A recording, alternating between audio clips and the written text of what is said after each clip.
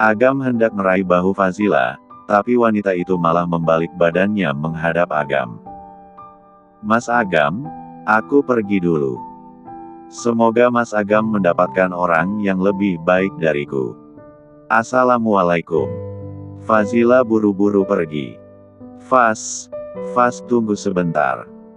Agam mengejar perempuan itu.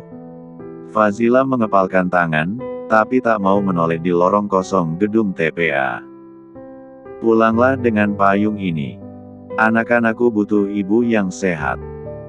Kalau kamu sakit, mereka juga akan sedih, terang Agam sambil memberikan payung bening itu. Mulia sekali hati Agam, pikir Fazila. Namun, dia tidak ada perasaan dan untuk saat ini prioritasnya adalah kesembuhan Wildan. Terima kasih, Mas. Semoga Allah membalas kebaikan Mas. Fazila lekas pergi dari sana. Agam terus memantau Fazila yang berjalan dengan payung bening itu hingga punggungnya tak terlihat lagi. Apa aku terlalu gegabah? Agam menggetuk dahinya dengan ringan.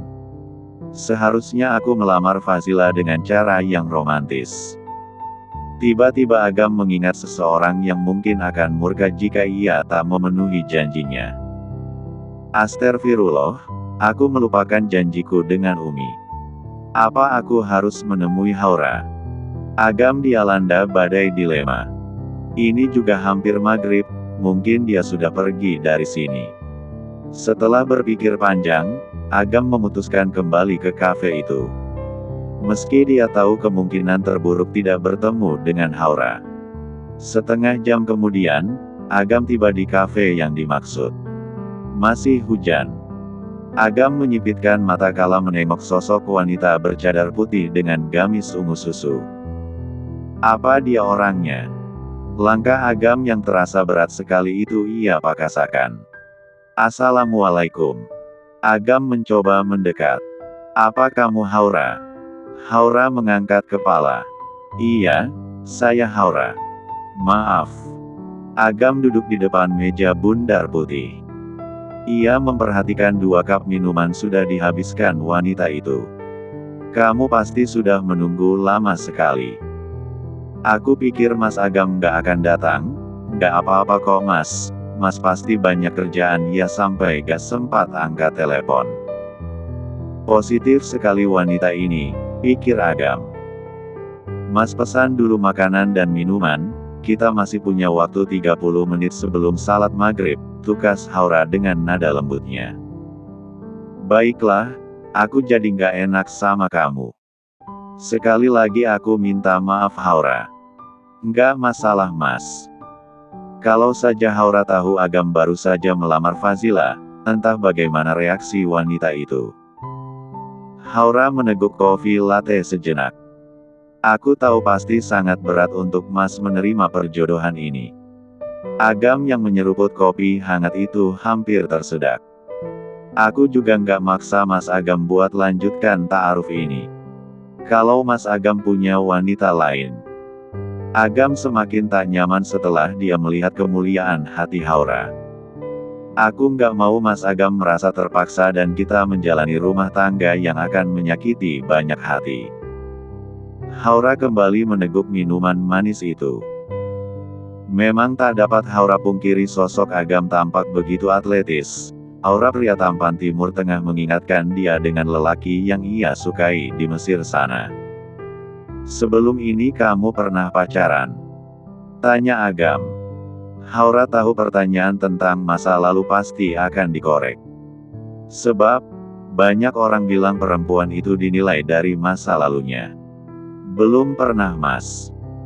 Dulu pekerjaanku hanya belajar dan sekarang aku mendirikan TPA dan bimbel Islami.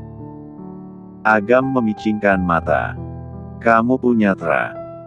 Iya. TPA At-Taqwa, TPA Tazaka, dan bimbel As-Sifa itu aku yang mendirikannya.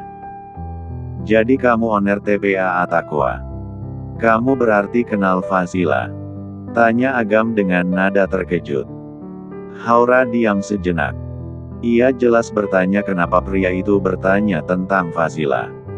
Mas kenal sama Mbak Faz? Selidik Haura. Apa dia wanita yang Mas sukai?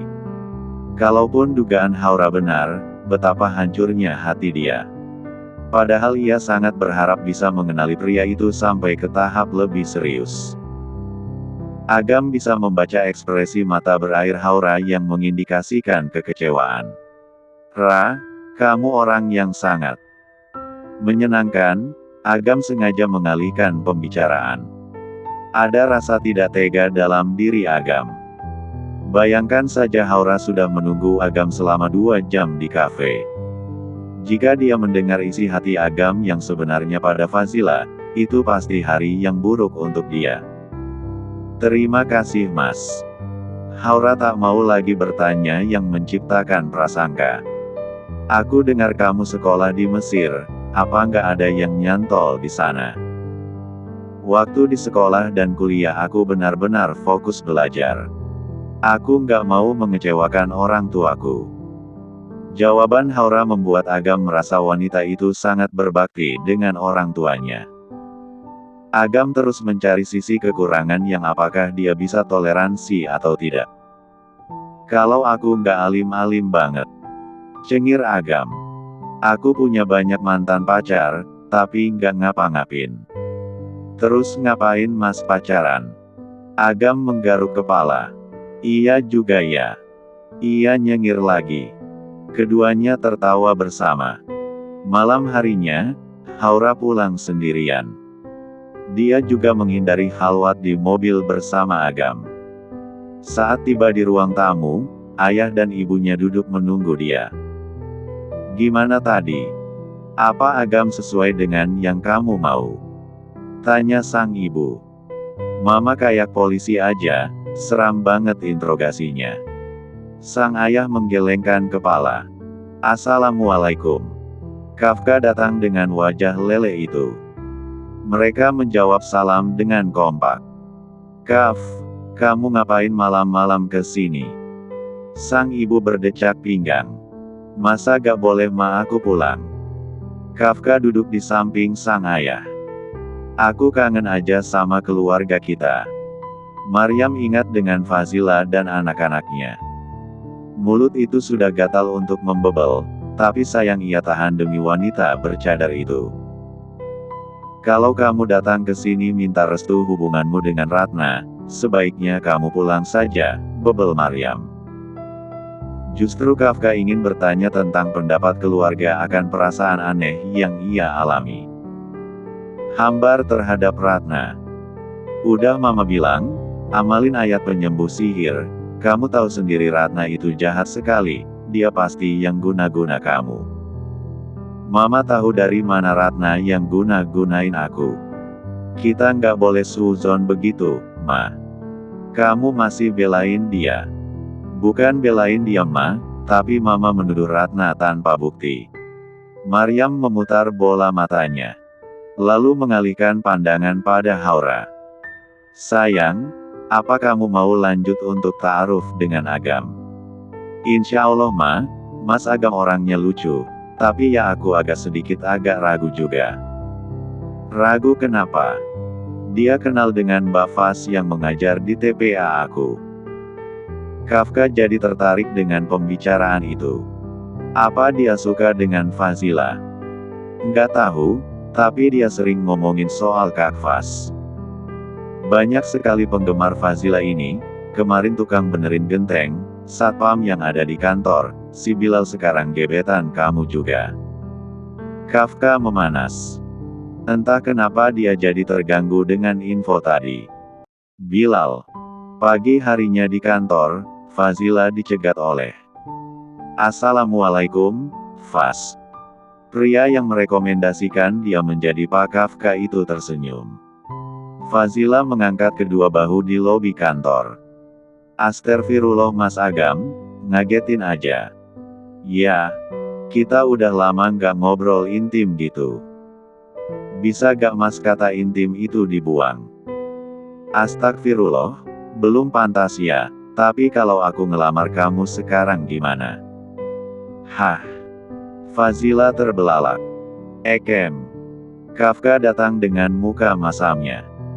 Ini kantor bukan rumah yang seenaknya kalian ngobrol berdua. Pak CEO, jangan marah. Bilal nyengir. Saya cuma kangen sama calon istri. Apa? Calon istri? Fazila dan Kafka kompak bersuara. Kafka lekas menoleh ke arah Fazila dengan tatapan murkanya. Enggak Pak, saya bukan calon istrinya. Mas Bilal, nanti bisa jadi fitnah loh. Maaf, permisi. Assalamualaikum. Fazila buru-buru pergi. Bilal hendak mengejar Fazila, tapi Kafka menghadang. Kerja ke divisimu sekarang. Sebelum aku pecat. Kafka menepuk bahu Bilal. Bapak ngehalangin saya buat ngeyakinin Fazila aja.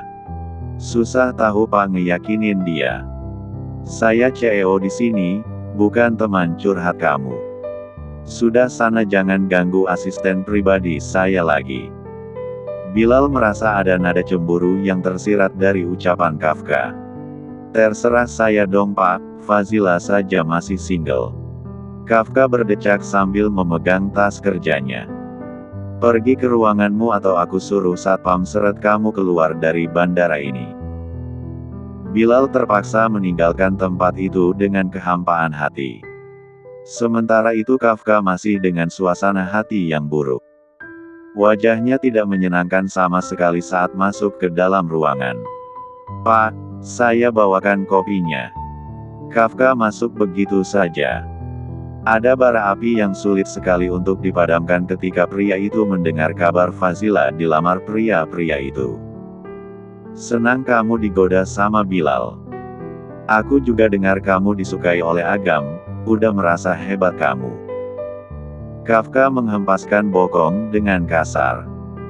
Fazila bergegar menyimpan nampan minuman itu di atas meja. Bapak tahu soal Agam yang ngelamar saya. Apa? Kafka berdiri lagi. Kurang ajar sekali lelaki itu. Dia sudah ta'aruf dengan Haura tapi masih melamar kamu. Fazila menggelengkan kepala. Dia tak sadar jika Kafka baru mengetahui soal lamaran Agam. Kamu ingin merampas kebahagiaan Haura. Suara Kafka naik beroktav-oktav. Demi Allah Pak, saya nggak tahu. Saya sama Mas Agam juga nggak ada apa-apa, kita baik-baik saja sebagai teman. Kamu masih bisa berteman setelah menolak lamarannya. Rasanya Fazila ingin berteriak. Dia serba salah. Kafka memejamkan mata. Dia tahu lidahnya bisa lebih tajam dari samurai jika sudah emosi. Sebaiknya kamu pergi dari ruangan ini. Kerjakan pekerjaanmu. Kafka masih memejamkan mata. Sayang. Ratna berlenggak-lenggok masuk ke ruangan itu. Manik hitam Ratna bertemu dengan manik mata berwarna hazel milik Fazila. Keduanya seperti menabuh genderang perang. Tunggu dulu. Kafka yang hatinya masih panas tak bisa melepaskan kekesalan begitu saja. Fazila membalik badan. Ada apa lagi Pak? Kafka mendudukan Ratna di pangkuan. Sayang, kamu mau apa ke sini? Aku mau nemenin kamu sarapan. Aku tahu kamu malas sekali sarapan. Ratna mengikuti mimik dan suara Fazila yang lembut. Huek. Fazila ingin muntah menonton sandiwara Ratna. Sayang, kenapa kamu masih mempertahankan dia di kantor ini? Ratna memainkan ujung kerudung segi 4 warna ungu.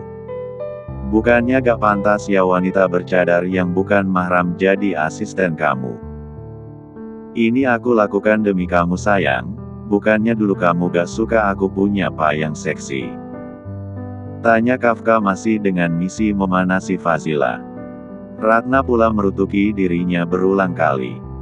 Itu adalah kesalahan yang membuatnya rugi banyak. Kafka memantau reaksi Fazila. Kenapa kamu nontonin saya di sini? Bukannya bapak yang suruh saya berdiri di sini. Terdengar napas yang berhembus kuat. Dia ingin sekali berteriak pada Fazila yang tidak punya ekspresi marah atau kecewa saat dirinya bersama Ratna. Sementara Kafka merasa seperti ada ledakan bom atom dalam dirinya ketika menyaksikan Fazila dilamar lelaki lain. Ya sudah, sana buatkan kopi untuk Ratna. Sekalian kurma ajwa buat Rukiah juga, Pak. Tanya Fazila.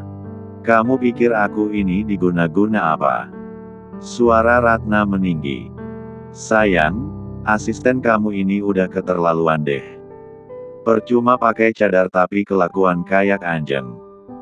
Semua orang menatap ke arah Ratna yang kelepasan dengan sifat aslinya. Astagfirullah, maaf. Suara Ratna kembali lembut.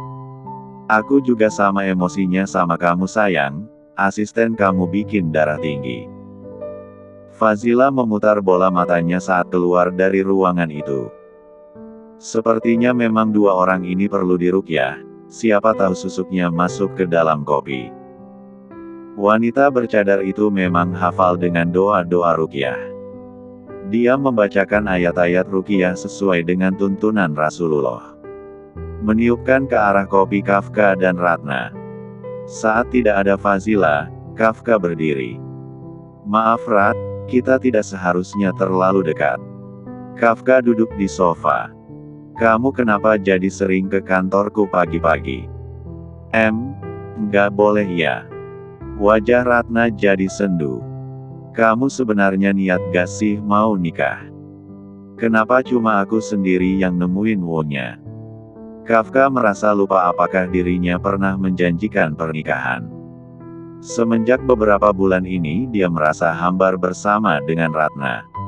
Ratna menangkap keraguan dalam diri Kafka. Tapi aku nggak masalah kok, catering udah, gedung udah, souvenir udah, cuma baju kita harus ukur. Rat, apa nggak terlalu cepat? Ratna kembali murung, dia tahu efek guna-guna itu sudah hilang 100%.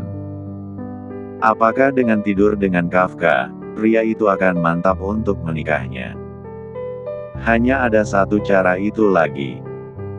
Jika Ratna terus memaksa Kafka dengan mempersiapkan pernikahan, itu juga tidak akan mudah. Kita harus meminta pendapat Mama dulu. Kafka sulit mencari cara untuk menghentikan Ratna mempersiapkan pernikahan. Ratna sudah tak kuat menahan kesabaran yang setipis tisu dibagi dua lagi. Assalamualaikum, ini kopi untuk Nona Ratna dan juga kurma ajwa kesukaan Pak Kafka. Fazila meletakkan di hadapan mereka. Siapkan file untuk pitching tender Islamic Center dan jangan lupa jadwalkan pertemuan untuk membahas akuisisi perusahaan itu. Ingat jangan sampai ada kesalahan lagi. Baik, Pak. Siang ini kita sudah bisa pitching yang tertunda kemarin. Fazila tahu Ratna sedang memandang sinis terhadapnya. Kafka rasa tidak ada efeknya bermesraan dengan Ratna. Sebab, Fazila tidak menunjukkan potensi ledakan emosi. Ayo diminum kopinya sayang. Kafka juga menyeruput minuman itu. Bismillah dulu. Ratna meniup minuman hangat itu di cangkir putih. Au, sayang. Kafka melotot. Kenapa ada jarum emas yang jatuh ke cangkir kamu? Peliknya lagi Kafka menyaksikan sendiri jarum itu keluar dari jidat Ratna. Au, panas-panas. Ratna menjatuhkan cangkir itu. Dia tahu jarum susuk warna emasnya keluar. Aku pulang dulu. Wajahnya mulai melepuh. Meski tangan Ratna melepuh, dia berusaha memungut jarum yang keluar dari jidatnya karena minum kopi yang sudah diruqyah. Kafka masih tercengang. Kenapa bisa seperti itu? Apa yang terjadi tadi? Jelas saja Kafka merasa apa yang terjadi pada Ratna adalah sesuatu yang di luar nalar. Ketika pulang kantor, Kafka berpapasan dengan Bilal. Sore Pak Bos. Bilal cengengesan di lobi kantor. Kamu lagi dapat durian runtuh.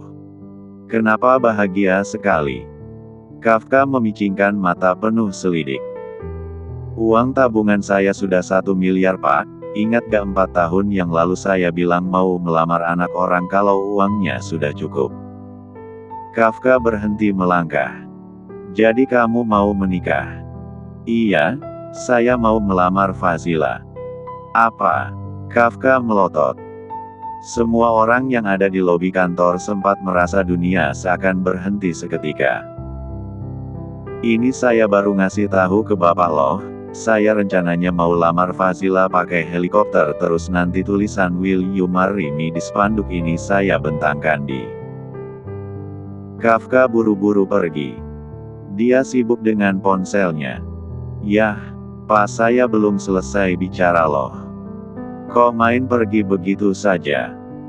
Bilal sudah merancang lamaran yang berkesan untuk Fazila. Kafka lekas menelepon Fazila, tapi tidak diangkat. Kemana dia? Dari tadi aku menelponnya. Kafka masuk ke dalam mobil. Melonggarkan dasi hitam di atas kemeja putih. Kenapa semua orang ingin pamer melamar Fazila? Kafka malah mengabaikan pesan Ratna. Dia sibuk mencari cara agar bisa bertemu dengan Fazila detik itu juga. Sementara itu Fazila masih ada di TPA. Dia sedang mengajar anak-anak itu mengaji. Ada yang tersenyum dari kejauhan. Agam. Mas. Haura mendatangi pria itu. Oh, Mas ini yang sering diceritakan sama Ustazah di sini toh. Iya, saya lagi nungguin keponakan.